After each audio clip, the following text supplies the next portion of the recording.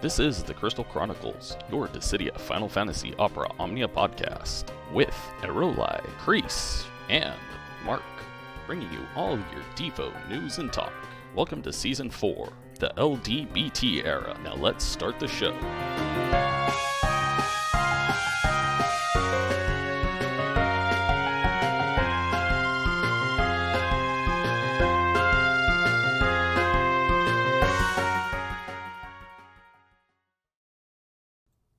Welcome everyone to episode 153 of the Crystal Chronicles, recorded this May 20th, 2021.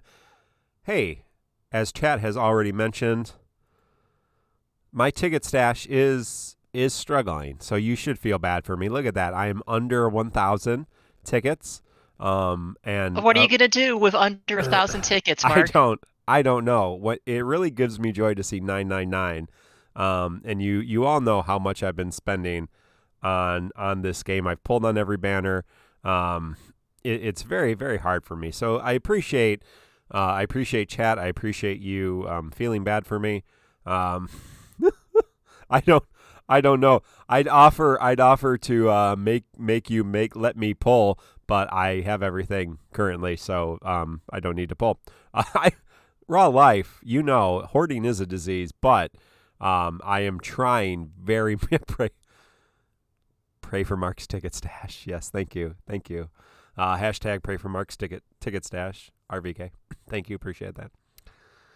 I'm trying, and I'm going to try again. And you can all watch my spectacular favorite, my spectacular failure, because this streak cannot last forever. Yes, I have spent more than 50 tickets this month. So since you all made me pity Y'shtola BT on Waka's banner for 120,000 gems, I spent 120 tickets on Terra. I spent 90 tickets on Deuce. I spent 50 tickets on Mog's kit. I spent 60 tickets on 7, which of course you made me do. I spent 40 tickets on Iggy, and I spent 70 to get Desh's and Yang's kit. I didn't have either of them. So I have spent 430 tickets this month, and I have received 7 LDs and 2 BTs for my trouble. I did get a free BT on a free pull, so it has been a good run. The last time I had a run like this, I had 11 banners in a row where I was able to ticket without using gems. And then that ended with over 700 tickets used, not getting Dark Knight Cecil. So we're on a roll again. Now, hey, on the other hand, last month I spent 260,000 gems. So it all equals out. But I am on a good rig. Hey, but I'm not on my own. I'm not all by myself. I have co-hosts. First, it's Arrow. Arrow, how you doing? Oh, I'm doing great. It's just me and the cats this weekend. My husband is visiting some family he hasn't seen in some months. So I have all this stuff planned. It's going to be a me weekend, and I'm excited to do that. All right. And I guess back to you, Mark. Arrow, how are your tickets doing? The people want to know. Oh, man. Guys, I spend tickets on everything, so I have absolutely none. Yeah. Congrats to me. This is the way I play. I pull on everything with every ticket I have, and honestly, it's worked for me. I generally don't whiff all that often anymore. And we're also joined by Kreese. Kreese, how you doing? I am doing okay. I just checked my ticket hoard. I'm around like 450 tickets right now. I'm skipping the Yang banner, but I pulled for Iggy. So yeah, I'm doing fine. This has been a quiet week for me, work-wise. I do have another class that started up, but it's summer, which means things are a little lighter, which is kind of nice. Obviously still have a class to deal with, but otherwise things are a little lighter. I get a little bit more freedom and a little bit more relaxation. So I am trying to enjoy it a bit. Very good. Well, I want to shout out to Arrow, Mother Lover, Raw Life, Zerilius, Infamous Element, Daniel, We also had Yoshi Pasta with some bits in there, all subs and bits. Thank you all for the support. If you want to support us, you can always sub to this Twitch channel, follow us, subscribe and follow on YouTube, rate us on your favorite podcast app. All that helps. I appreciate it so very much. Special shout out tonight. Many of you know that Shoots on our Discord, tccpodcast.com for all those links, is also Ryan is the Bomb 203 on YouTube. Ryan is the Bomb 203. And Ryan does a lot of our music for us, does great covers. He's been doing some awesome Final Fantasy XIV covers. Ryan recently covered on piano a arrangement of the trailer that just released for Endwalker, the full trailer. And that video, I've used some of those clips in some of my pull videos.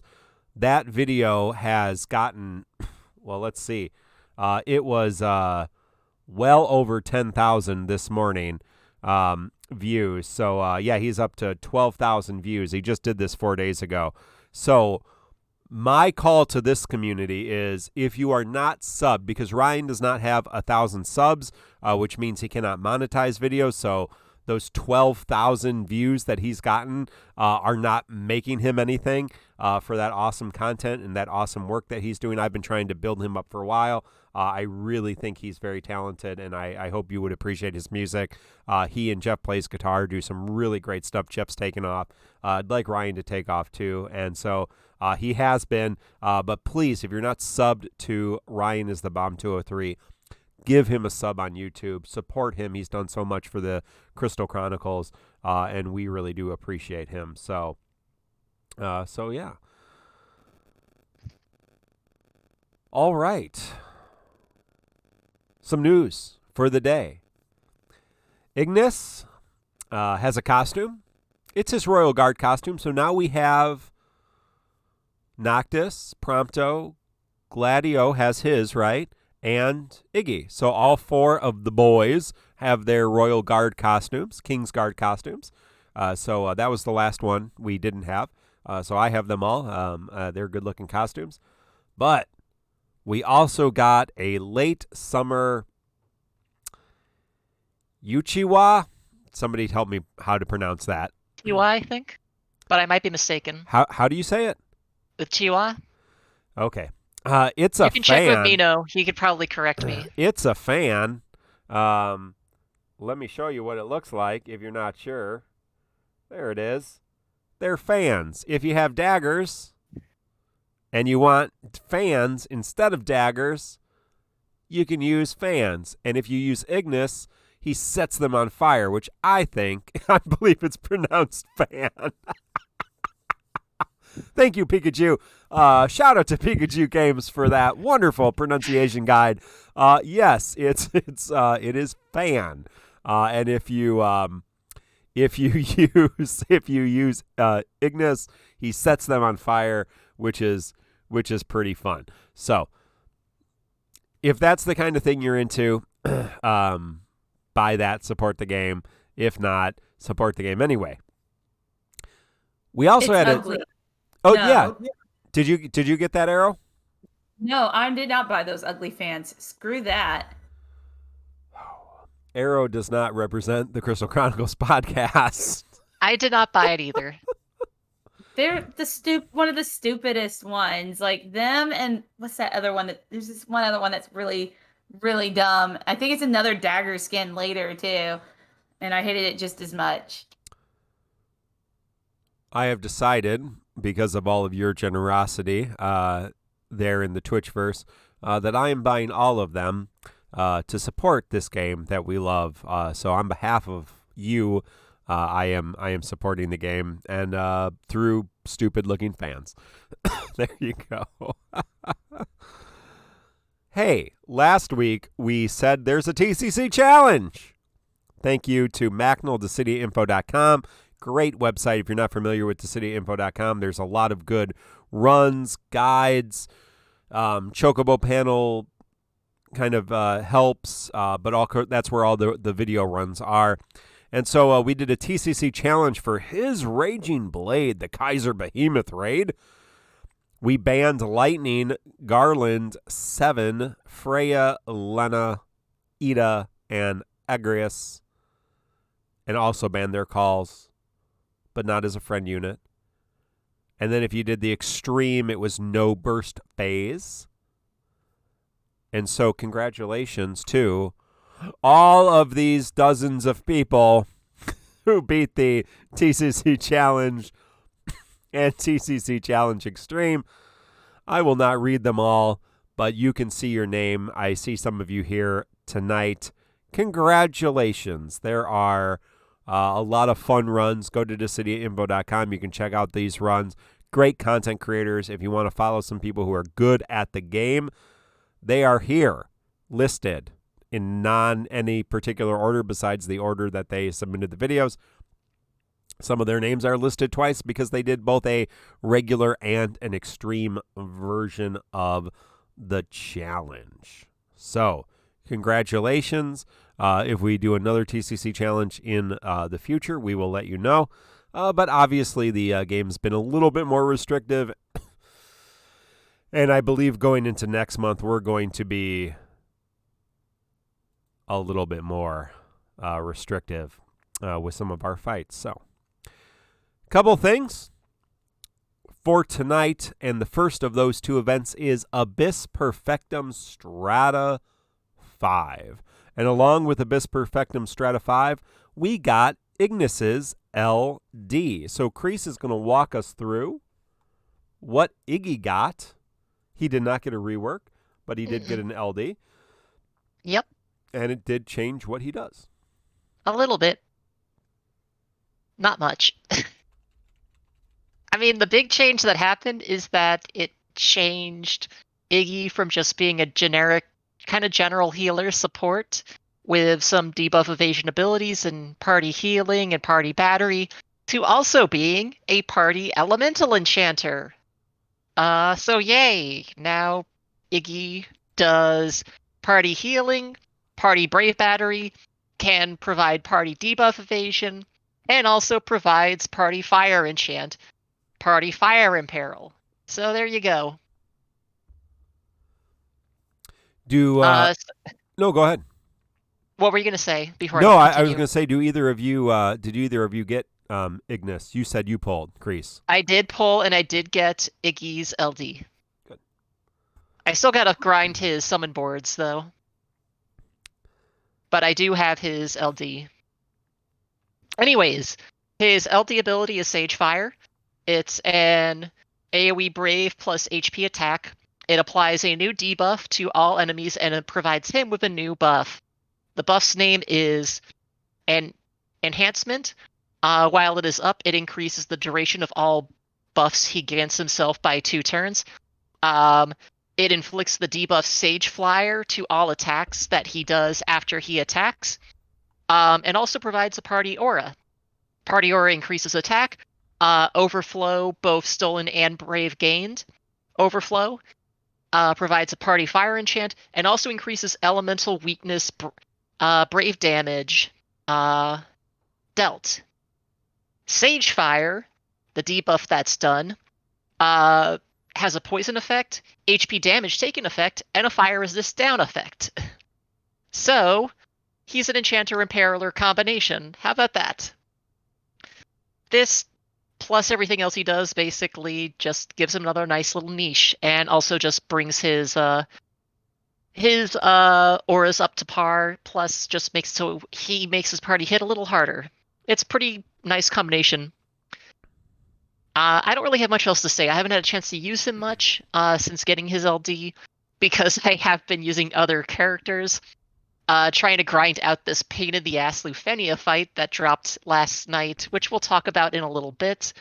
But yeah, this Iggy doesn't really do anything different. He just provides a nice little kicker, and it brings him up to about where he should be now, is my understanding. I'll let Arrow take it from here and give her opinions. Okie dokie, thank you. Yeah, I also pulled for Ignis. I got him very cheap. I'm very happy about that. I have my pull video up on my channel. What else is there to say? Okay, so Ignis before, guys, most of us, he has 2 stances. So most of us before would use the, what's the name of that defensive stance, guys? The one where he gives you the debuff immunity. Someone help me out. That is the pastry. Pastry, yes. Yes, most of the time you would keep him in pastry and just super battery your party with him. So he, thankfully with this LD, I've always been a fan of the Papa Bird stance. I'm so happy now that you can use that stance because that's the more offensive-oriented stance without the debuff immunity and super battery. But being able to just inflict that Sage Fire debuff like over and over again is slick. I really like that. It's a lot of fun. And with this LD as well, it makes it a little easier to get into his very, very slow EX. It's a very powerful EX, like for its turn manipulation. But now you don't have to spam through like your base skills. You can kind of better, I guess, prepare yourself like into the overwhelm EX a couple more times in the fight, which is really nice. And the buff does last a long time, so you can do some turn manipulation shenanigans still with Ignis while you spam his quick recipe and then swap stances constantly. It's kind of fun. I really like what he got. He's a very well-rounded support. If between him and Mog, we got 2 really amazing, like well-rounded supports this month.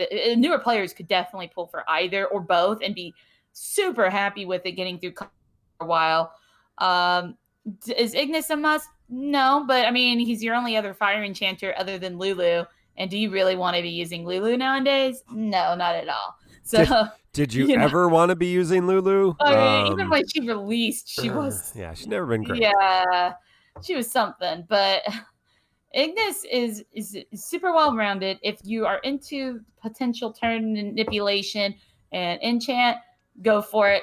I think he'll be pretty solid. I don't think he's a must-have, but I'm enjoying him a lot. I enjoyed him in his first incarnation. I'm so glad I can use the Papa Bird stance now a lot more than before because we are in an era where trying to do lots and lots of damage is very, very good.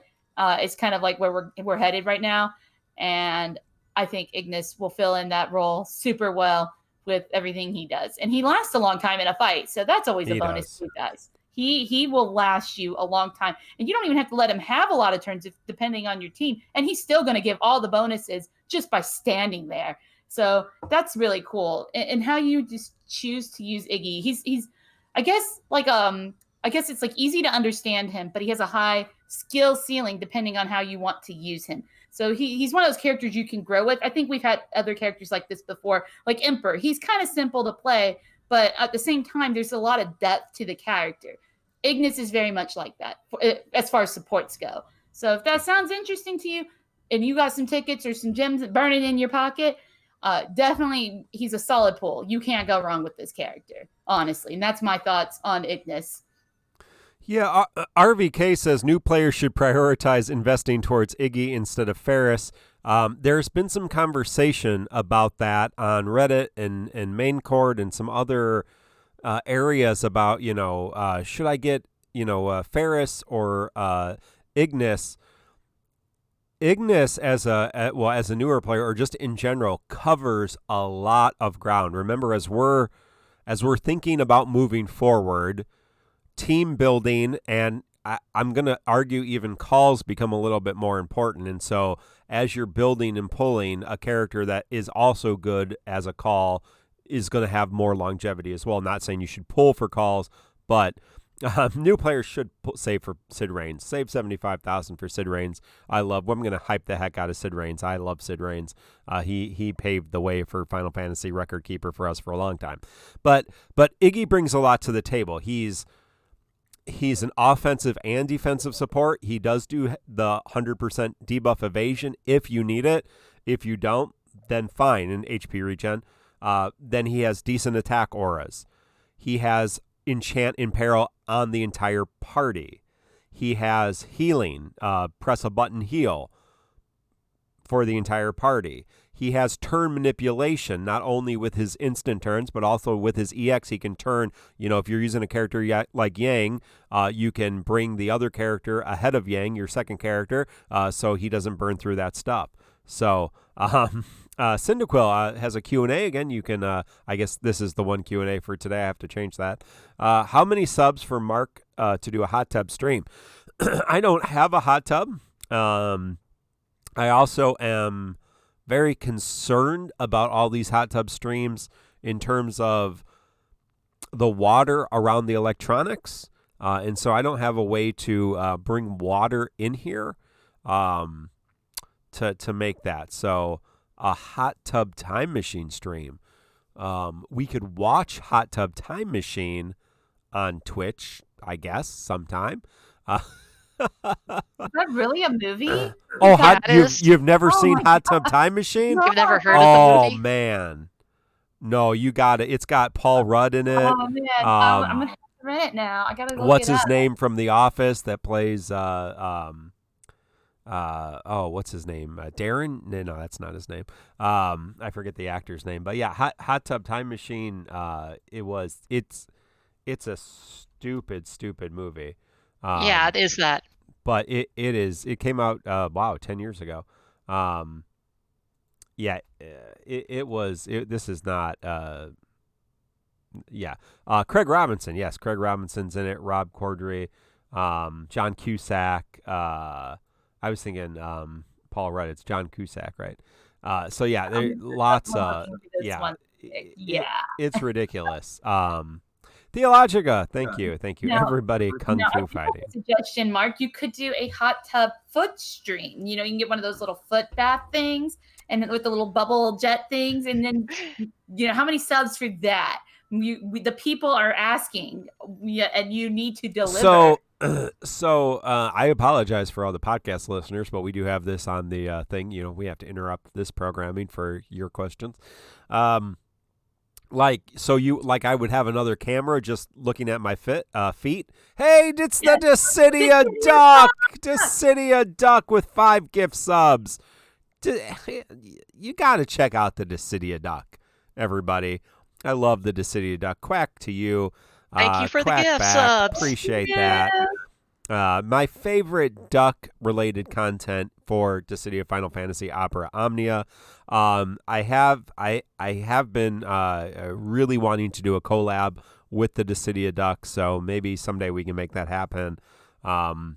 There's time zones and species issues, but we might be able to make that happen. But check out Dissidia Duck on YouTube and on Twitch.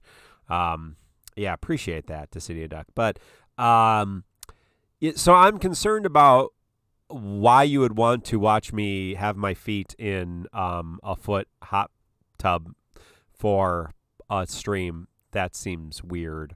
So, the people are interested. And I don't want water by my if I had water by my feet, that's where my computer is. So it seems like a bad idea. It is a complicated thing. Yeah. But seems like maybe it's a logistics issue, guys. So it sounds like it's not happening anytime. Why don't you just keep subbing and then we'll figure it out? That's a great response. Anime filter I can do.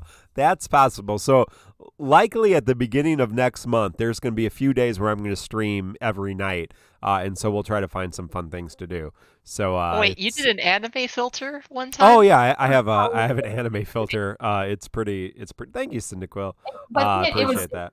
PoteauCedar, our intern's idea, I believe. Okay. So yeah.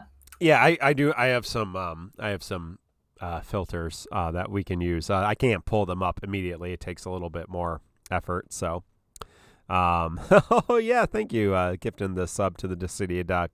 Appreciate that. But think about fun things we could do on stream, things we could do to generate some hype.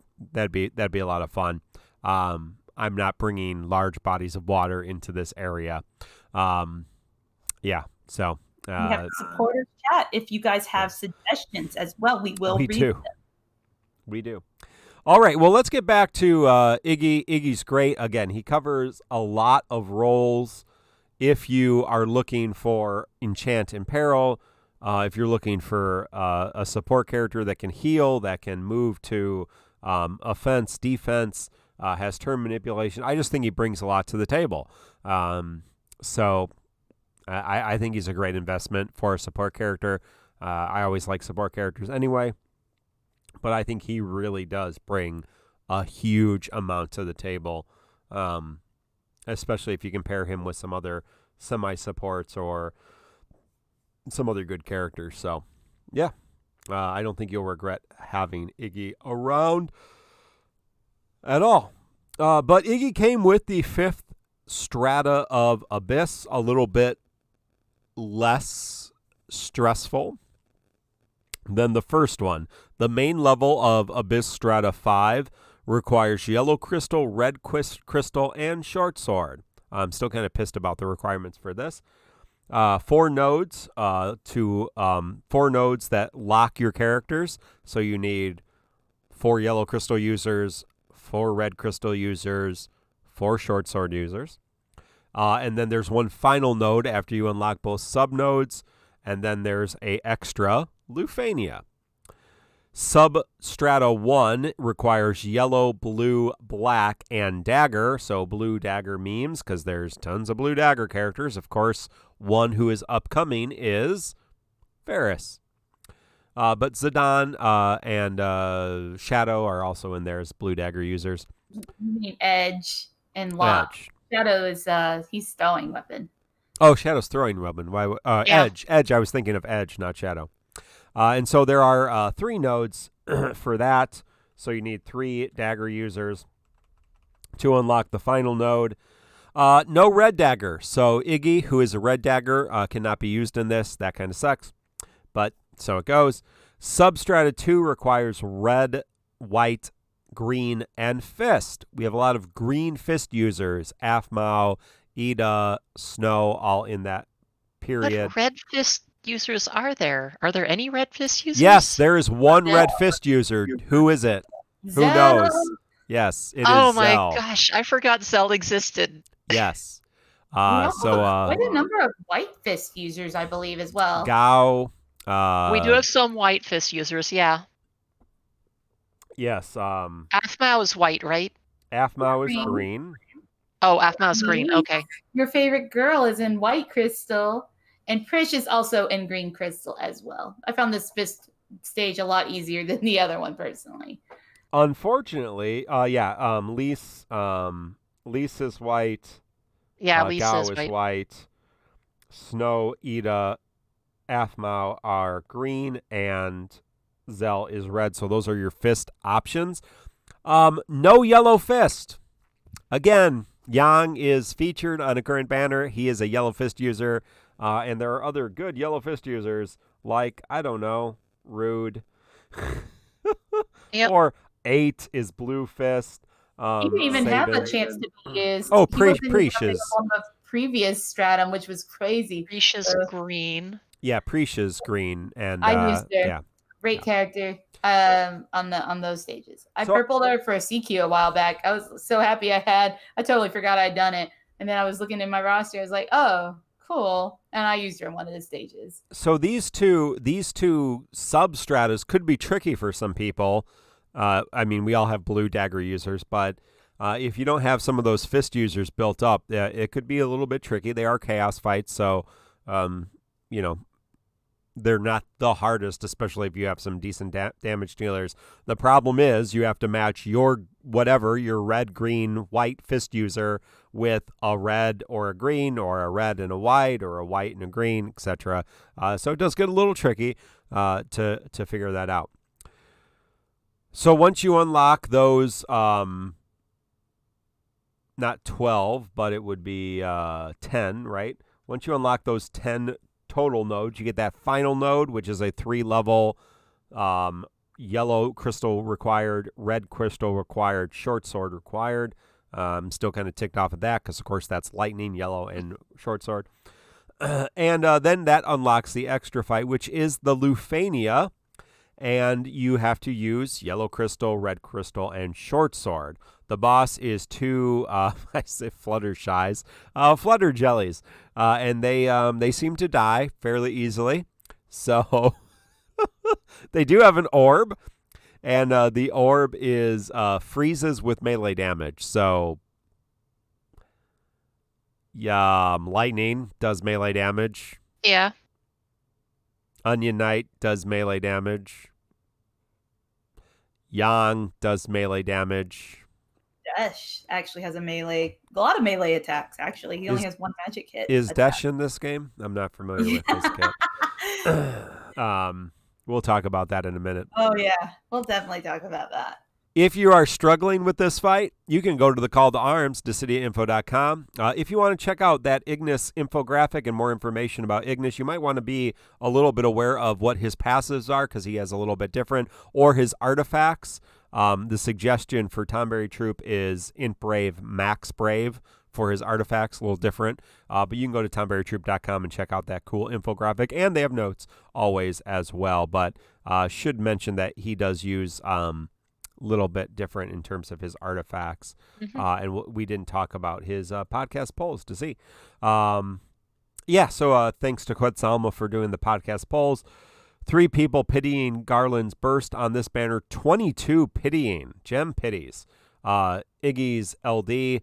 10 using gems. 144 tickets and 59 skipping. So obviously all of you felt Iggy was pretty good as well. So thanks to Quetzalma and Materiabot for that podcast poll. You can always let us know on podcast polls on our Discord, tccpodcast.com. So this fight was a little bit easier than the previous Abyss Substrata 4 Lufenia because it was just Fluttershy's, and you can use Terra and Yang, and they destroy things horribly. And you can use Lightning, so whatever. Hate Lightning. Arrow, what did you? I used Terra and Yang and Iggy, I think. Yeah, I used Terra and Yang and Iggy. That was fun. Hey, thank you, Vunks, for that sub. Hello.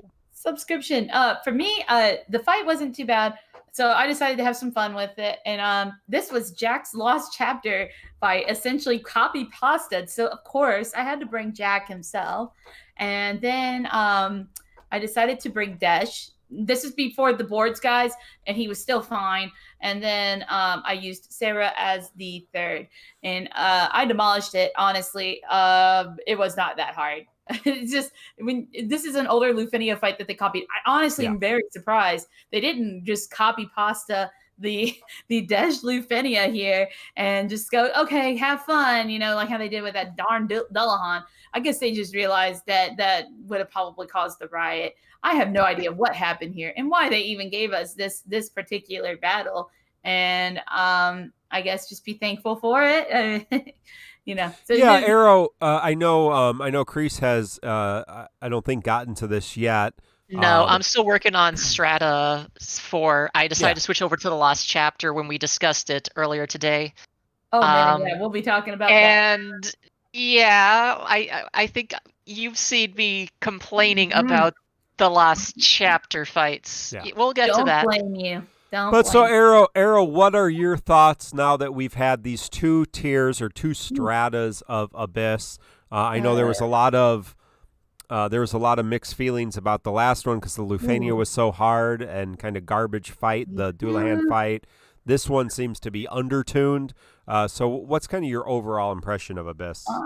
I always enjoy Abyss. I had a lot of fun discovering characters. I forgot I had even Purple and Prish. Wow, I did that for a CQ, probably I think for our Cielos, and I don't even remember doing that. And it was fun trying out some different things. I always like discovering new teams through Abyss, or just trying things out that maybe I wouldn't otherwise think of because I'm pushed to try that stuff. Even though these are now just chaos stages mostly, you still have to plan around that, and sometimes you have to carry a character and you have to plan the best way to carry sometimes very terrible characters. They're just really old. We're talking like 2+ years old and without updates kind of deals. So I always enjoy Abyss. I think it's a big reason why you pull and collect in this game, and I hope they will continue to bring us more Abyss on a more steady schedule, even if it winds up maybe being only every 2 months or something wild like that, or even every 3 months.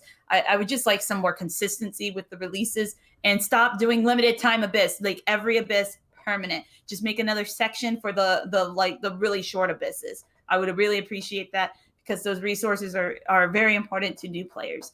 Those are my thoughts, Mark. Yes, CSDX reminds us that sometimes when you play Abyss, you realize what characters do. Like if you use HP Plus with Ida, she gets a free turn if she breaks. That is 100% true. She's one of my favorite characters in this game.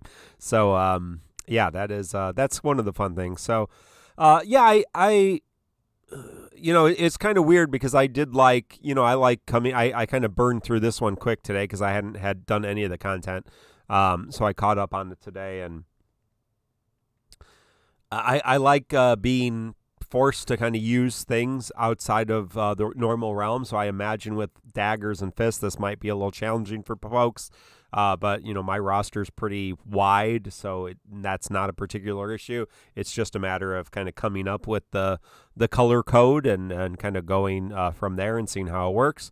And so I enjoy that. I enjoy the content. The Lufenias just kind of seemed off. One was super, super difficult. One was super easy. Why have them if that's going to be the case, if they're not going to be really tuned well? But they are this extra thing, right? The goal is not the Lufenia. The goal is the fight before. So I don't necessarily get that. And so more content is more content, I guess, at the end of the day. And I appreciate that. I appreciate we get a little bit more content than the Japanese version of the game and unique content for us. So I hope to see more of this. I hope they can continue to fine-tune it. I thought the number of nodes was appropriate. The 4 nodes in the main, and then the 3 nodes in the sub, and then the final node in each one. I thought that was more than appropriate for this kind of event. Especially if you're going to do 2, and if we do, if it's every other month or every 3 months, 2 stratas like that would be great. Or 1 strata every other month, that would be really cool. So, but I'm still Squex. Come on. Abyss is such a perfect place for you to code a Tonberry enemy. That should be the final, the ongoing. You could do a different Tonberry, like spend the time and do 1 Tonberry, right? Or 3 Tonberries, right? And then you can do it like the Cactars, and then it's kind of like a fun thing, right? It's not a rehash of an old thing. It's something new. It's something fun. So spend the time, code 1 Tonberry, and then you can put a Christmas hat on him, and you can put a costume on him, and you can, or her, or them, you can mix up your Tonberries, right? And you can use that same kind of mechanic and just kind of move it. So yeah, Final Ace them, but they do in a sense of this is unique content for GL. We just don't have unique bosses. There's no new. This is new content. It's just not. It's just there's never unique bosses, and I understand that, right? That's a whole different level of coding, a whole different team that the GL probably doesn't have. There probably is not people who do that kind of work on the game for GL. Let's just be honest about it. But if they could spend the time somebody had to code this Abyss, right? So if they can spend the time and just, do 1 boss and have that boss be an ongoing boss in Abyss, I would be fine with that. And like I said, you can dress up Inkwelder's here from the Tonberry Troupe. You can dress up a Tonberry 10,000 different ways. So everybody go to main chord suggestions and upvote whoever says there should be. Drew Zane. Yeah, right. I'd be fine with a Cactar. I'd be fine with something. Something that seems appropriate. That's always kind of the end goal. I'd be fine if we fought Gilgamesh. Different versions of Gilgamesh. Oh, that would be so cool. He'd be like, "I'm here to fight you. See how strong you are." And then he throws out all his swords. That'd be cool. Yeah. And what I'm talking about is this last little node, because I like how they did it. I like how these last 2 stratas are set up. And so props to Squex. I like how these 2 stratas are set up. And so there's always this last node, and it's the Lufenia. And that's been off, right? That's not been, the first one was ass. The second one was also ass, but in a different kind of way. So I'm sure if Inkwelder was here, he'd come up with a really good analogy for the dual of hand fight and the shutterfly fight. But I don't have one right now off the top of my head. They're both bad in different ways and seem unnecessary. If there was something, something a little bit. Yeah, Tonberry's cosplaying as the protagonist, right? Just put a freaking hat on him, dress him like Squall, right? I mean, just anything. Like limited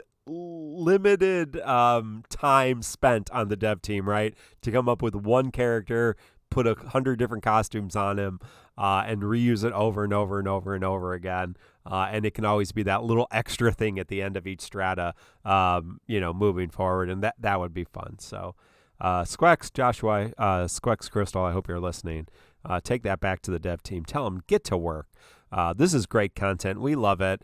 But also sell the characters. Like if you have a red dagger user that you can pull for, maybe you should have red daggers. And if you have a yellow fist user, like all you needed to do was switch yellow to sub 2 and red to sub 1, and you would sell the characters that are on the banners. That seems like, I don't care because I have all the characters, but that seems really dumb on a marketing standpoint. Sub 1 requires dagger users, and the one dagger user that you are now, yes, I understand Ferris is coming out, but the dagger so make it blue and red, right? I mean, why not? Their marketing drives me crazy. I want this game to make money. I want them. Maybe they are and they don't need it, but I feel like they don't always do a very good job at marketing, or even doing that. So that's Abyss for this month. We don't know when the next time we'll get. I don't want Doulahan as all of the repeating. I like the fact that Doulahan was unique and he's a classic boss from Final Fantasy. But I don't want to see Doulahan at the end of every Abyss strata. Well, that's not all the content we got. Oh no. I think we're going to have some time for discussion, so put your questions in. We got Desh's Lost Chapter. Desh is a character in this game. He wears pajamas. They're purple. Yep. He kind of looks like Grimace. And he got his LD boards, but more importantly, because Lost Chapter characters are garbage at this point, we don't care about them. We care about the new things. And Yang got his LD and a fancy rework. So, Kreese, you want to walk us through Desh first, and then we'll go to Yang. Yeah, Desh is boring, or at least his changes are boring. He got LD board. What that means is his electric floor is a little stronger as an attack, but it still does the same thing. It's still AoE Brave plus single target HP attack. He starts with electric area, so he does not have to use his LD to activate it, which is nice. The electric area buff is a little better now. So it provides the party with elemental weakness damage dealt increase, party HP damage taken decrease, and a small increase to party attack. And that is all he got. We're done. I actually did LD board him. What, Mark? Was there something? No, go ahead. No, go ahead. Finish what you were I did, since I already had his LD, I decided to LD board him. I've been using him a little bit, and he plays exactly the same. Nothing's changed, except you don't have to run straight into using his LD to get him going. You just change his opener a bit. Otherwise, he functions the exact same way. His LD, Final Ace. His LD call does not enchant Thunder. No, it does not. He does enchant the party Thunder if he is in your party. His LD does not, unfortunately. That would make it a lot more useful. I did not. I know Arrow has him and loves him, so she'll talk about him in a second. But I did not have him the first go around. I did not pull his kit. I did not have his EX. I did not have his LD. I got his kit. I fully maxed him out. I 3-3'd his EX. I MLB'd all of his gear. I got his armor. I wanted to give him full summon boards, full enhancement boards. Wanted to give him the benefit of the doubt. I do not enjoy playing him at all. I don't know what it is about his kit. I don't like it at all. I understand he's a damage enhancing unit, but he's also a defensive unit.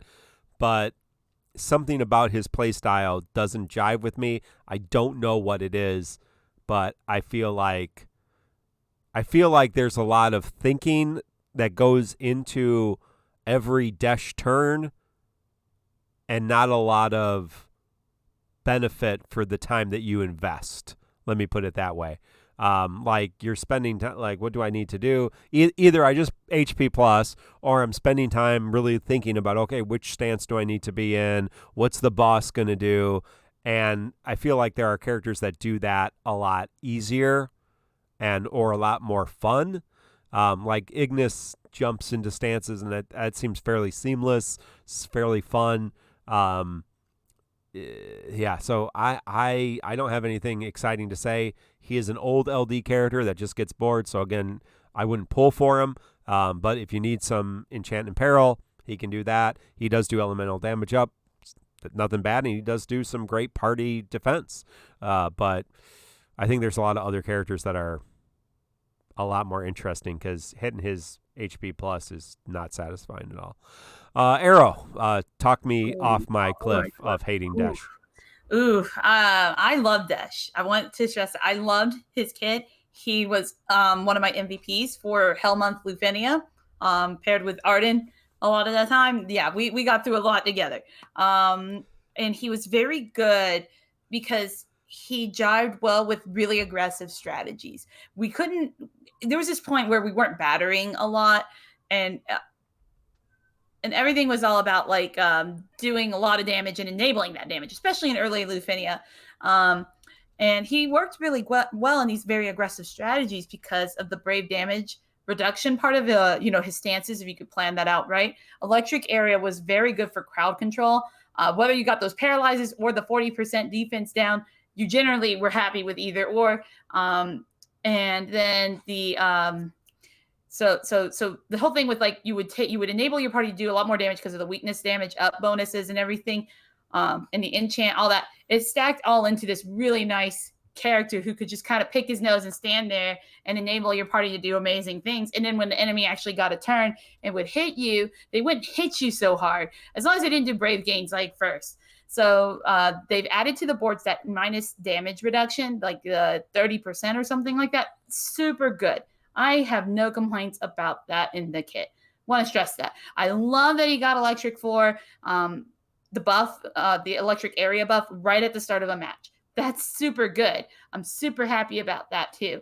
But it's so weird that the electric floor skill did not get splash damage to me.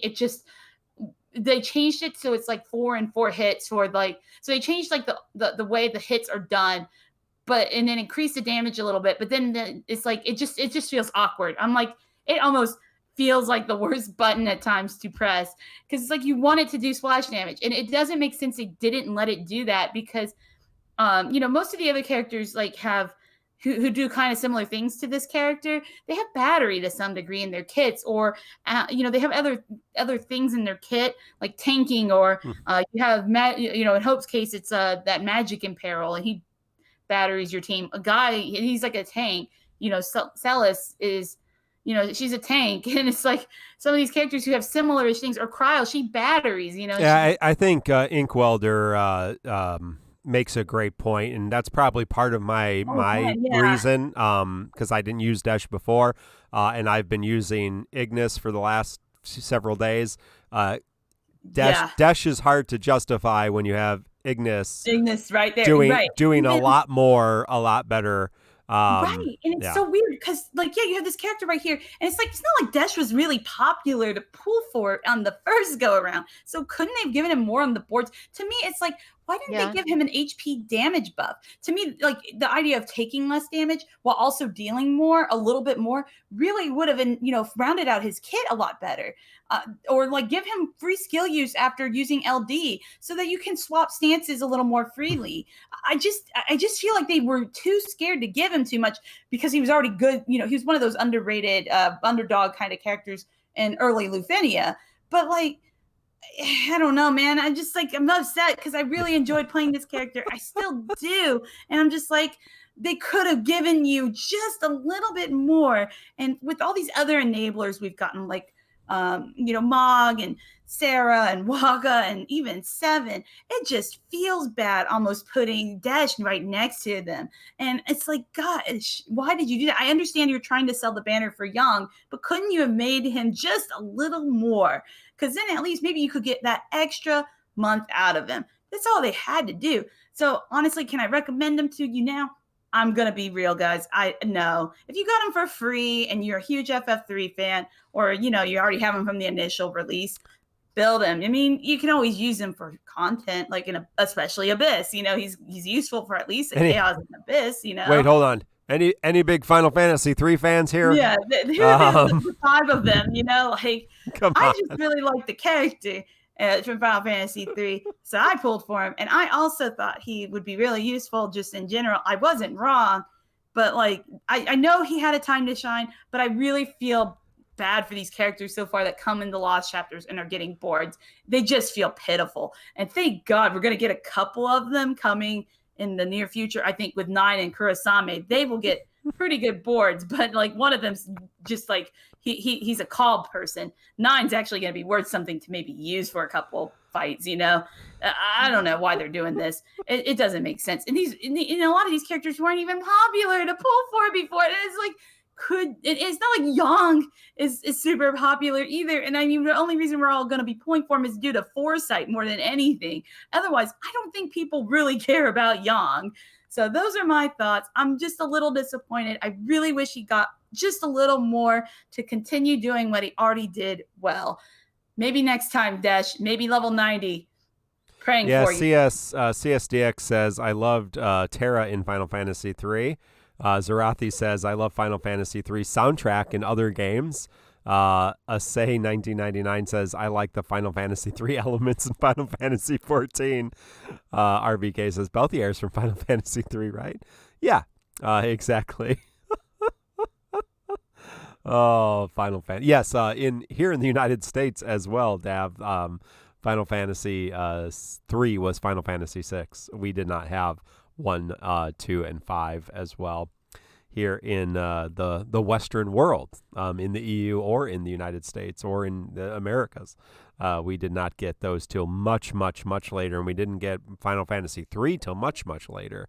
It did not come until we got the DS version. The DS right? version, yeah. I think that was the first version, because we did get the first legal version, yeah. Yeah, the first official translation. We got 2 and 5 on the PlayStation, but we didn't get 3. That's an interesting story. You could check out. There's some videos on why that was and why they had to remake it. Why our version of Final Fantasy III on the DS was so different, because they had to basically remake the whole game. Because Final Fantasy III on the NES was a broken mess, from my understanding. Right. Yeah. Yeah. No, it's a fairly complicated story. From my understanding, it was a pretty late release NES title too, but we're kind of getting off track. What a story. Yeah, what a story. Final Fantasy 3. Don't play it, it's garbage. Probably the worst of the series. But we love Onion Knight in Defo, and, Desh can sit on your bench and take a nap because he's already dressed for it. So thank you, Raw Life. I appreciate that. That gives up. More importantly than Desh, because this is Desh's lost chapter, but it's Yang's banner. Let's talk about Yang. He gets a rework and an LD. Yep. All right. Okay, so his rework caused some pretty nice changes to be given to him. Kick got some tweaks, so it hits more times. I think the Brave gain is better. I'm not 100% certain on that. I think the Brave gain is stronger now. Splash damage, I'm not 100% sure. I didn't check that too carefully. So Kick's a better button to push. Yes. The big change in his base kit from what I was reading is counterattack. His Crystal Strength 50 passive is a much better passive. It's not a wasted button. It's not a wasted 20 points now. Instead of it just being I don't remember what the original percentage chance was to do a single AoE brave attack, or whatever it was. Now, when Yang is hit by a braver HP attack, he has a 70% chance to trigger a 3-hit AoE brave plus split HP damage attack, and then follow up with a brave gain equal to 30% of the HP damage dealt, which, yeah, that's a much, much, much better thing. So that's a very strong Crystal Strength 50 that he now has. Yes. Along with that change, he also gets an LD. His LD gives him the LD ability Oberos Strike. It is an AoE Brave plus single target HP attack that he executes twice. It deals 50% splash damage. And it gives him the buff Monastic Secrets. This buff only lasts 2 turns. However, while the buff is active, it increases party physical attack, party overflow, makes it so that the party cannot be broken by attacks.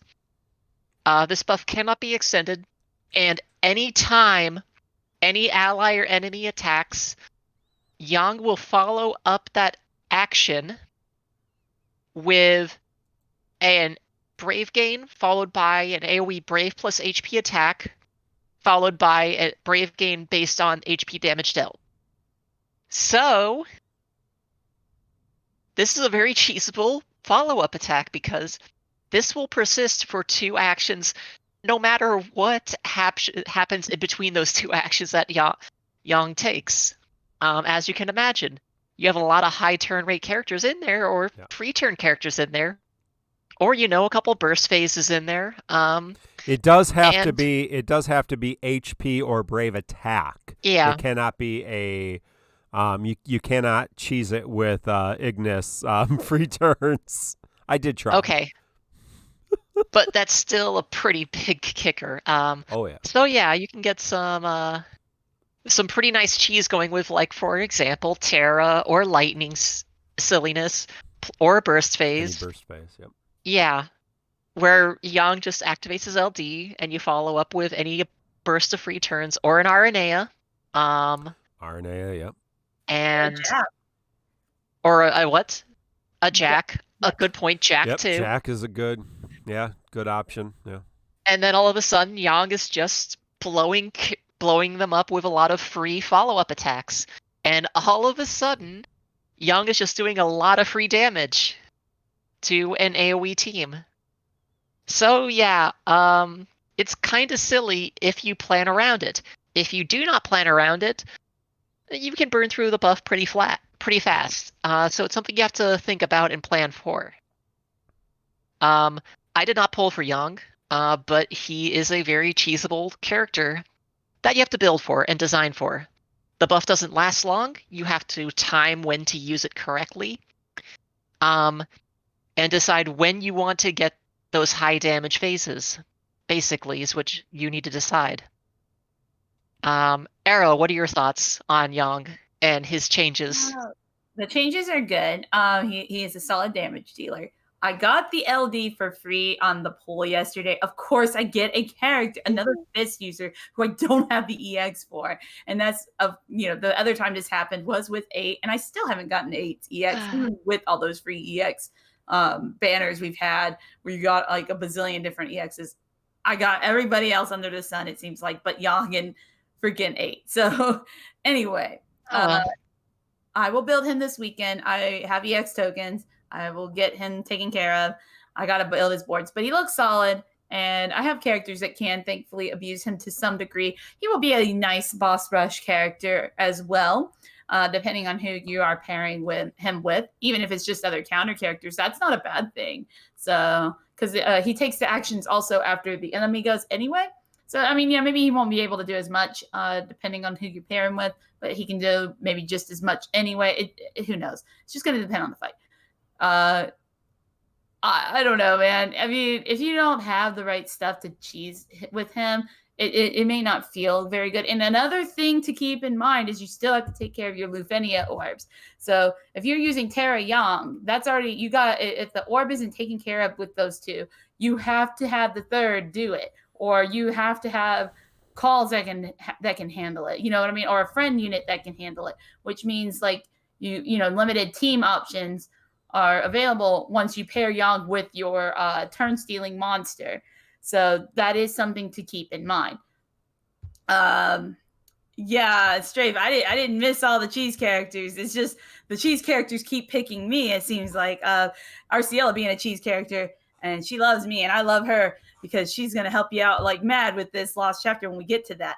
Anyway, those are my thoughts on Young. He's solid. If you have the right stuff to work with him, he will be a great boss rush character. He will be a solid pick in your Lufenia battles. Is he worth shooting all your gems up for a pity? I mean, Desh is on this banner too, guys, and he's sad. So it's up to you if you want that or not. So me personally, if I didn't get it for free, I wouldn't have bothered. So that's my thoughts.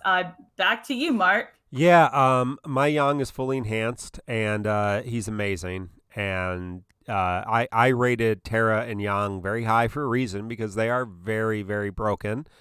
Even though he is a party attack enhancer, it doesn't matter. She takes so many free turns. I mean, she's busted. I mean, Garland, you can use all three of them if you can. We're entering a point now where you can start using calls to get around orbs.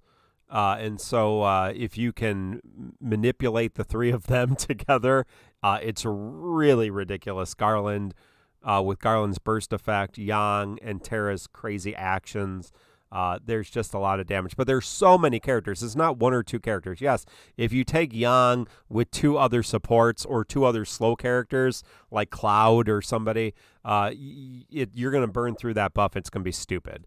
But if you play around him well, it's going to be a ridiculous opportunity. And moving into next month, there are some pretty garbage fights coming up. And so Yang and Terra and Yang and some others can help you burn through those fights without a lot of stress. And very truthfully, some characters that really aren't probably worth pulling for if your resources are struggling.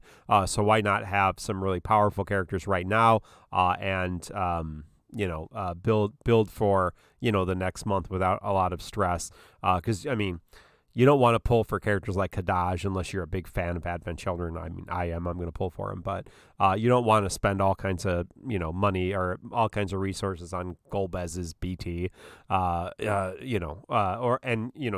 only going to get so much use out of Bart's. So, yeah. So I mean, Bart's is great and his BT is great and his BT Plus is great, but he's not carrying you through content, so for months or to come. Parts. So yeah, but I mean, I do think he's a really good investment. You might be bored, if you bring Terra and Yang through everything plus whatever you need for the orb, but probably not for a while. It's also I don't know if Kreese said that very short debuff, the monastic secrets. The party cannot be broken by attacks when that is active. The can't be broken, yeah. And that also is part of his LD effect in terms of the call ability. So you can use his LD call to come in and make sure that you can't be broken for a turn in certain fights where that could be useful. Just realize that is the call effect on his LD. Doesn't do much else, but it's an interesting call effect to have in your artillery. It's if you haven't done it, it's amazing, right? I mean, hitting Terra's LD and then Yang just following up. I mean, you equip him with Ignis's LD call. If you're not familiar, Ignis enchants and imperils. He enchants the party and does that framed imperil on the bosses for three turns. Well, you're planning not to have Yang take a turn anyway, so you pop Iggy's call on Yang, the party is fire enchanted, and the bosses are imperiled. You have his LD active for the 2 turns it's active, and your other 2 characters go to town.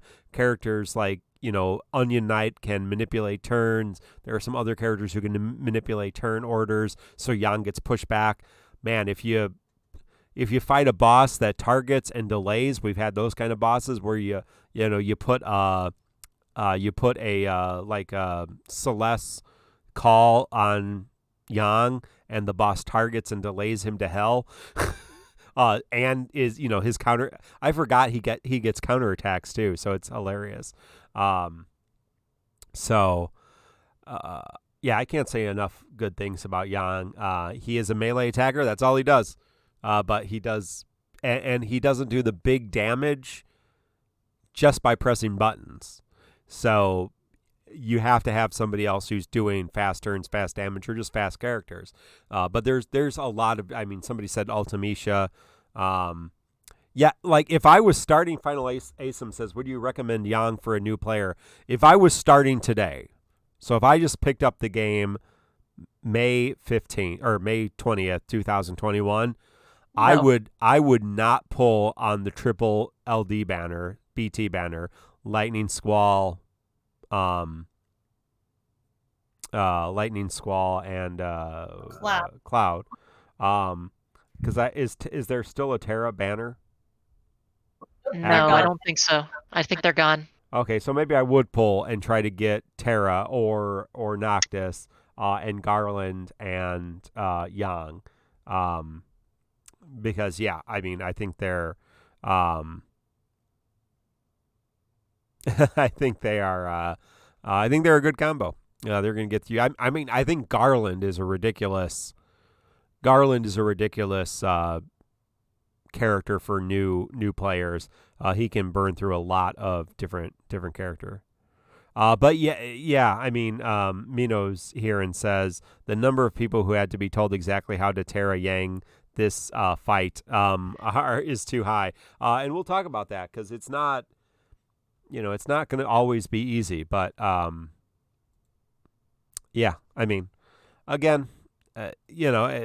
as a new, it depends on the person when you're starting.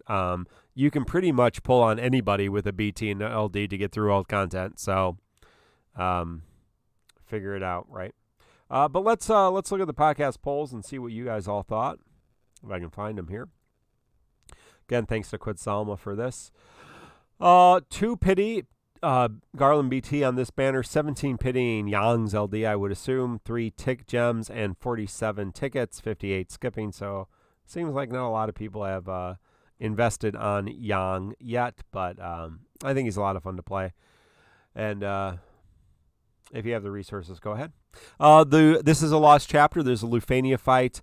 It is 2 Flumen Onions. Now, I don't know what a Flumen Dracos is, but there are some kind of dragons. And this fight is it's dumb, and it sucks. This was not a hyped, difficult fight in JP because a lot of people had Terra and Yang. But just because you have Terra Yang doesn't mean you immediately are going to know how to beat it. You can go to Dissidia Info. They have some information on it. The orb is an orb that appears at the start, disappears at 49%. It is increased when you deal group HP damage to the bosses once per turn. So Yang does AoE HP damage, brings some AoE area of effect HP damage or all attacks. Then he has this physical and magic state, the bosses. He starts with the Magica state and swaps and gains Brave on that. So in the magic state, he does 30% additional Brave gain tax, so reduces your Brave gain by 30%. In the physical, he does 50% additional Brave damage reduction, but takes additional damage if hit by elemental weakness. So bring Enchant in Peril. Obviously, Desh, this is his last chapter, Enchant in Peril. Ignis is an option there. Their calls are options. Ignis's call is option. When he goes below 49%, he enters both states simultaneously. So he cleanses all debuffs. All the enemy's attacks are now HP attacks. The AoE HP attack is very dangerous. He gains the effects of the magic resistance and the Physica, the Magica and the Physica. And you want to try to kill it as much as possible. So you can try to tank through this. but you really can try to just burn through this. There are 1, 2, and 3 turn runs on Dissidia Info on the Call to Arms using Yang Terra, Yang Terra Garland, Yang Terra Noctis, Yang Terra. Let me look. Dystopia did Terra Yang Lightning. Again, you have to be aware of the call abilities. Jack, Kryl, Gabranth. Kryl in these short turns is the one enchanting the party. So she is enchanting and they're already weak to lightning, but she is enchanting the party. You pop Kryl on Yang and you push Yang into oblivion because Terra and Lightning are taking all the turns. So that is probably the easiest plan to do it. So you start out with Lightning, you burn through as much as you can. Well, you try to get Yang to go first, obviously. You pop Kryl, you pop his LD. Then you go through, burn through Lightning, bring in Garland, put his buff up, his BT buff up, and then go to Terra and burn through Terra, and you're gonna be fine. But there are runs besides that. So Arrow, are you back? I've been back for a bit. Okay, so how did you approach this fight? Because this is a tough fight, and then I can share some other ones. Yeah, this fight, the orb is not the issue. The real battle begins, guys, after the orb is gone. Keep that in mind. So as long as you're doing like the AoE split damage or splash damage or whatever, it doesn't matter. As long as you're doing that, you probably won't have too many problems with this orb. The problem comes in when you get to that under 50% mark, and then they start going ham with like all those HP attacks. If you aren't watching out and you let them just keep getting turns, you're dead. You just cannot deal with it. They jump turns like mad. They get super fast. They have like high turn rate on everything. So once they get under 50%, that's when you got to start letting it loose. Just go absolutely bonkers to keep them from getting turns. Ramuh Summon helps a lot with this because of the Framed Paralyze. So that's one thing you can bring. You can bring Arciela or Kefka for the HP Silence. That is like the easiest way almost if you don't have like a lot of ways to remove turns and stuff. You can bring here we go. Bring the Enchanter. Onion Knight, if you happen to have his LD, can help you out a lot because you probably have at least, hopefully under 50%, you'll have 2 uses left of his LD. So you can swap your team members over if you need to for any reason, and that will help you out. So these bosses, by the way, are launch immune. As far as I can tell, they are launch immune. So no Kais, Cloud, Dark Knight, Cecil shenanigans here. And for me, my team, if you're wondering, I chose to bring in the end Squall and Desh and Arciela. And I hate this fight. I bursted it. I didn't even feel bad I HP silenced that last part because it's just dumb. But one other thing I do want to tell you guys is when they swap from the Magia state to Physica, they remove all debuffs on them. But when they swap back from Physica to Magia, they do not wipe debuffs. So that's something maybe you can keep in mind for setting up your LDs, especially if they're a debuff reliant character. We got a couple of those now. Also, if you don't bring Yang, you can also use other off-turn characters that will do AoE, like Trey or Gladio, and they will help meet the condition of the orb on those turns that you're not able to act. Those are pretty much my thoughts. It's a horrible fight.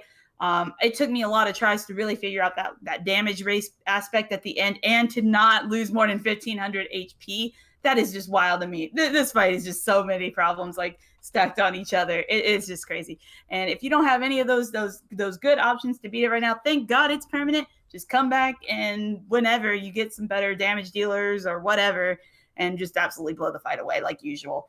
Those are my thoughts. I think, Kreese, you had some thoughts about this fight as well, didn't you?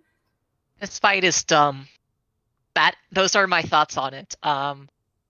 I've been talking to Arrow and Mark in one of our private channels about this while I've been working at it. This fight is dumb. I haven't beaten it yet. I've been trying it. I've been trying it all afternoon and evening. I've tried a couple different teams. I'm not going to go through all of the spiel of it, but yeah, it's just dumb. Because you basically have to work hard and maintain a certain AoE threshold for the first half in order to not let the orb go off, so you have to AoE so you have to maintain certain AoE levels, which kind of restricts who you can bring. And then for the second half, you have to go into a hard burst phase, which means you have to also conserve for the first half at a certain level. It's obnoxious, and burst is almost a necessity. Like, I had a good thing going for the one team that was going to work, but I did not bring a burst character, so I ran out near the end, and I just missed it by a few percentage points. If I'd had a burst character, I would have made it. It was annoying. It's an obnoxious fight. Yeah. And the second half is designed to be a rush. Like, there's nothing else to say about it. It's designed to make you say, hey, go fast or you will die. Yeah. And those are my thoughts on it. It's just a dumb fight. There are a couple runs without BTs. One of them is with Terra and Yang. The other one is with Terra, Paladin, Cecil, and Sarah. That's Demon Drake. It's a long run, 75 turns. Dreamy from the Tonberry Troupe did a Paladin Cecil with BT RCL Trey run. And Scott Ong did a Squall Celeste Paladin Cecil run. I found that interesting. So, yeah, there's some other interesting runs. But yeah, obviously there's not a lot of no BT runs. There's exactly one in the Call to Arms at the moment. Two. Yeah. Oh, there's two. Yeah, there was a second one added since the podcast began. But one of them is Terra and Yang. So. Yeah, one of them's Terra Young. The other one's Terra, Peacel, and Sarah. Mm-hmm. So there's no BT, no like a TCC challenge, no Terra, no BT, no Yang, no Garland. That's a run that is not out yet. It's a tough fight, and again, maybe not one that people were expecting because a lot of people were pulling for Terra and Yang. So let us know. But I did, I really do think call abilities are there are some make and break call abilities that are being used, and so it's no longer going to be. It's no longer going to be. Yeah, it's a good thing Terra and Yang can win in 2 turns. Ricky says. But yeah, it's no longer going to be just 3 characters and who cares what calls. You've collected enough calls by now if you've been playing a while that your calls can make and break your fight. Like for this fight, if you don't bring an enchant and imperil on your team, having one in your calls can really make the fight a lot easier. Try it without. Try those runs without Cryos. LD or without Ignis LD, and see how it goes. It will be a lot more difficult. Could be possible, just a lot more difficult. So, yeah. And yeah, those, Waka, Arciela, those kind of shutdown calls can be lifesavers too. So healing in calls is a lot more common. So I really do think calls are becoming more important. Not saying you should pull for any call, but utilize the calls you have and kind of understand which calls do I have at my disposal, what do they do, and what do I need for this fight. So there's a little bit more team building and team thinking through that moving forward. So not just throw Jack on everything, although Jack's still really good. Hey, Kreese, is there some questions we can answer tonight? I can pull some up. I haven't actually looked at the questions yet. Just get me a second to pull back up Discord. Now, there's no shame in using any character on this fight. Use Terra and Yang. That's what I did. I used Arciela. She broken for this fight. Please, I feel so bad. I undersold that character because she has been an MVP in so many of these toxic fights. It's awful. Yeah, you've used her a lot. Okay. First question is from Deathwalk. Excuse me. Based on your experiences, how good of a roadmap is Japan considering long-term usefulness of a character in global? I don't really have an opinion on this because I don't look forward to Japan that much. So, Arrow, do you want to take this first or should I pass it over to Mark? I don't think you can trust like what you see in videos in general as to whether a character is good or not. It just shows how popular they are to use amongst content creators. Um, the best thing I could tell you is if you can find a video of a character, if you're on the fence, find a video where the character is being used, hopefully on something, and decide for yourself. That's really all you can sometimes do. But for me, I usually just pull for dumb reasons at this point. So I'm not a great guide for that. So I'm going to pass it over to whoever else wants to answer this one. I think JP foresight is important. The best thing that we have because of JP foresight is we know what fights are coming, and you can pull and you can plan based on what you need for those fights.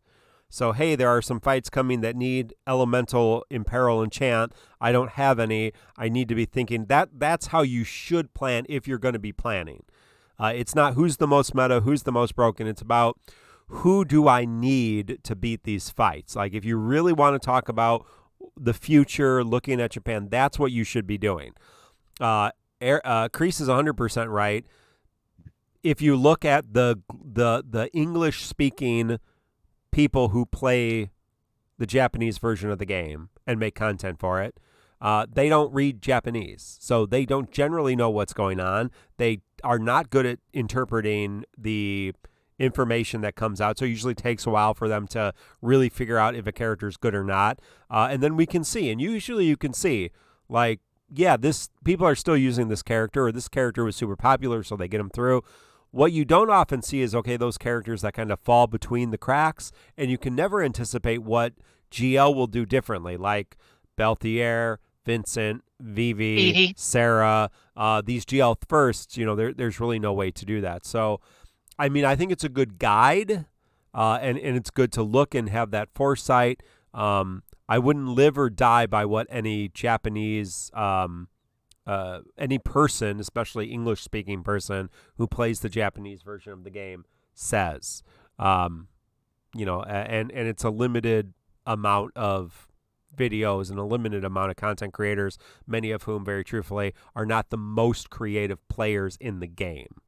They will find the easiest way out. So if that's kind of how you want to go about it, you can kind of follow their patterns and see what they're pulling for and try to copy that as much as possible and get through the content. If you want to be a little bit more, if you want to, what about Ultima? Ultima doesn't have anything of use, in my opinion. We have lots of good content creators. Rem has DissidiaDB. I always forget who does the DeFo Compendium. DeFo Compendium is awesome. Tonberry Troupe is doing good stuff. Obviously, DissidiaInfo is doing good stuff. Our friend Black Nero makes content for JP and GL. Good stuff. Always appreciate what he's doing. There's a lot of other people who are doing really good stuff, who play both versions of the game. So you can check that out. But yeah, no, I mean, let's be honest, right? We have a lot of very creative players. There are very creative players in the Japanese version of the game community as well. But you don't always see them in the forefront of some of the most popular content creators who make JP videos, which they aren't people that we've ever, had on the show or anything else. They're kind of in their own silo, so it's not like I'm talking about anybody even about particularly. So, but yeah, and so you can watch that stuff and kind of get a sense of, okay, who's everybody pulling for because it's their favorite character or because it's obvious that they're good. But then 2-3 months from now, you got to figure out who are they still using. And who can we still use? And obviously people have found out ways to make characters work a long time because we have the foresight. We can look ahead. We can see the fights, and we can do that work ourselves. So figure it out. Yeah. Would you take a class from someone who can't even read the textbook? No, not at all. There are great JP content creators, for sure, and great people who are in the English-speaking community who make content for JP. and check them out. We have a lot of them are in our Discord, hanging out and share things as well. But I would not use it as a measure for what's good and what's bad. These are different games, and if anything, look at the fights, not the characters. All right, Kreese, next question. Hey, Yoshi Pasta asks, what calls have you surprisingly used the most in the past month? I have used Trey's call ability a lot myself personally. I've found his LD call to be very, very helpful. Firewall is a great LD call. I love it. As long as I'm not really running with a lot of debuffs, Trey is a nice one to call in. I sometimes like bringing in Sarah's LD call if I feel I just need to throw a bunch of generic debuffs on an enemy and just load them up. It's always a good choice that I like doing sometimes. So those are the two calls that I found myself using a decent amount recently. So yeah. How about you, Aro? Any calls you've been using a lot? Ooh, yeah, Waka's is really good. That's an amazing call. Having him in your party is great too, but I mean, like, as a call, that sucker's a lifesaver. All three of those debuffs are great. So, who else? Cloud. I always like using Cloud. I know there's been a lot of launch immune fights, but it's really for Blade Beam. That 2-turn delay, and he does so much damage with it. It's great.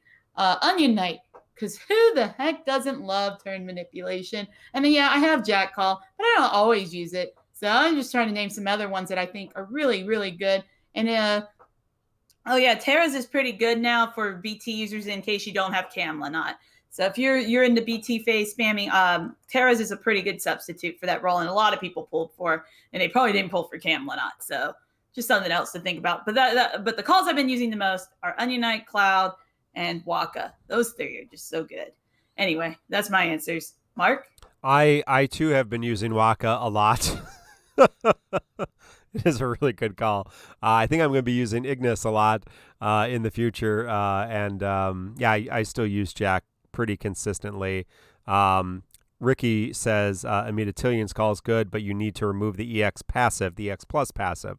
That is correct. If you remove the EX plus passive or the fully realized EX passive, Emotes, they will not come in and put all the debuffs on. I think they only put one debuff on. So it's a great call. If you can, I mean, you can use it anyway, but there is debuff management issues if you have Emotes come in with 4 debuffs. So if you don't want to do that, remove that 3 out of 3 EX passive or remove the EX weapon at all. You don't need it really. And you can delete turns, which is a lot of fun. So great question. Great question. Next question. Is there another? Anomander had a question, but it's irrelevant now, so Awesome. I'm going to delete that one.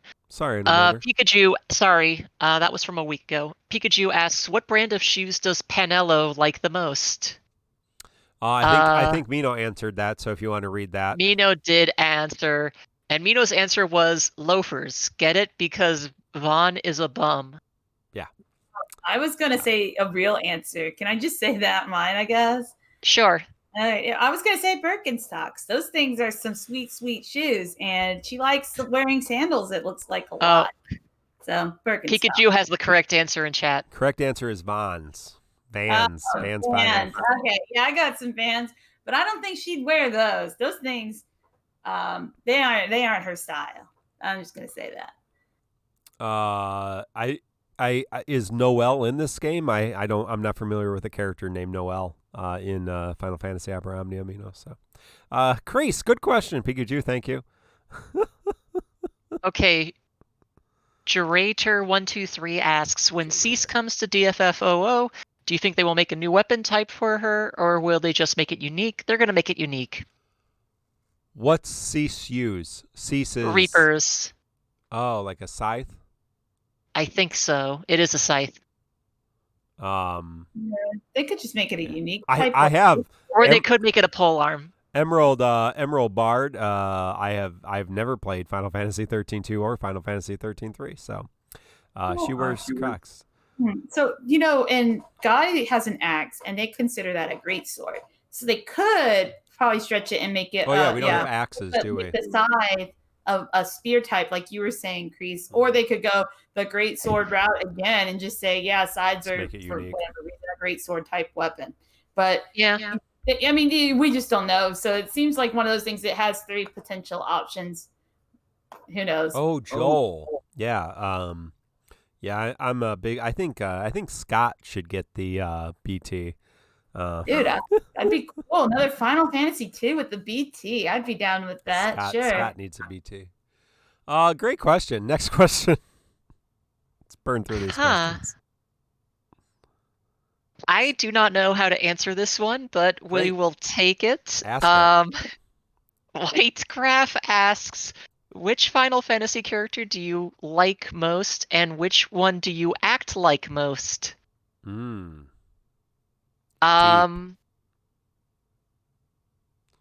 I don't like I don't act like any of them because I'm not 17.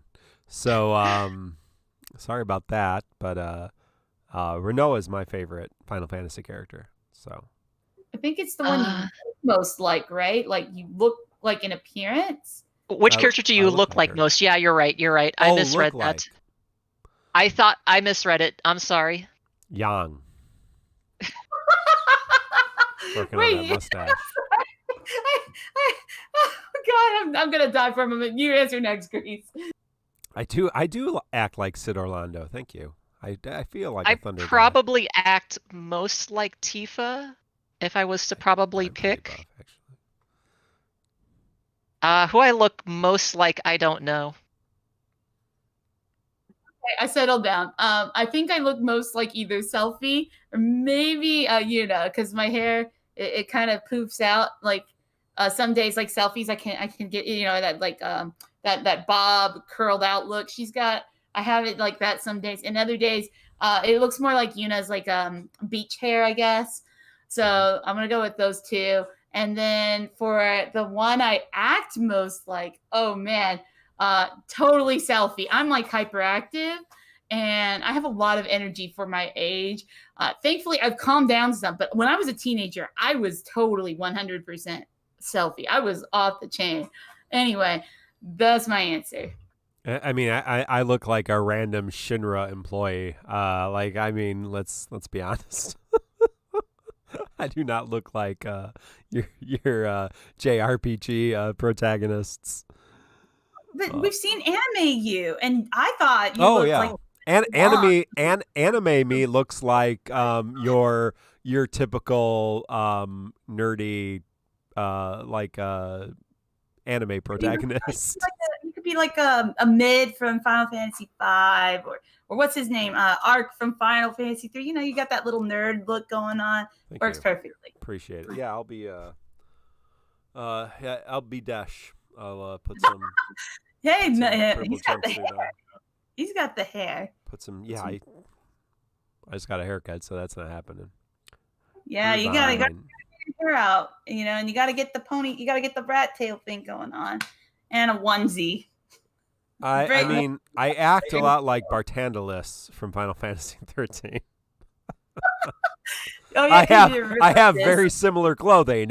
If I needed to throw a cosplay together, Bartandalis would probably be the easiest one for me. So let's be honest. That says, Mark, what does it say about you? That you're like, are you secretly evil underneath it all? No, I just have clerical clothing. I'm just teasing you. I meant his true form, obviously. Okay, I'm done. I have a great technological owl or hawk or whatever he turned into before he was the weird 3-headed, 5-headed thing. Like the hawk from Silverhawks. That's kind of what he looked like. Wow, is there another question that's not as ridiculous? We can answer a more straightforward one. From Low Tier Gao, would you consider terror locking a boss with Eldnar's cheesing a fight? If it works, it works. You know, That doesn't really answer whether or not it's cheesing.